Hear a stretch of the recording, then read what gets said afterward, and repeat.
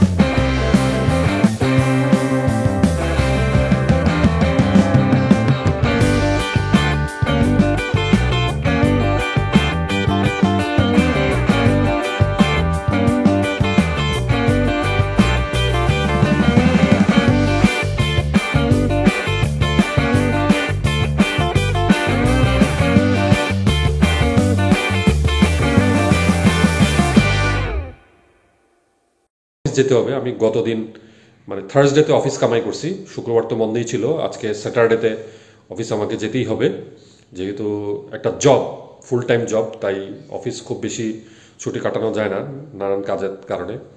যাই হোক, শুধু ভালো মোমেন্টগুলোই আপনাদের সাথে শেয়ার করি তা না, আজকের হয়তো সামান্য এই কথাটুকুই আপনাদের সাথে শেয়ার করলাম।